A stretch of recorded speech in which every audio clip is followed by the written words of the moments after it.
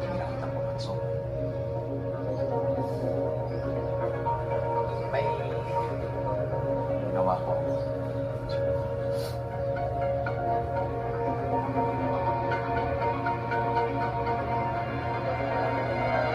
Sa Lavender Fields na si Jasmine Flores ay inis na.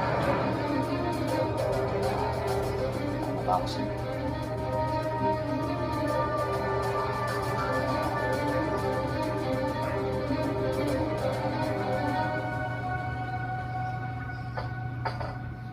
Sundin mo lang lahat ng pinapagawa ko sa'yo. Ako na ang bahala kay Justin Flores. Sir, alam ko naman na hindi pa ako talaga pinagkakatiwalaan.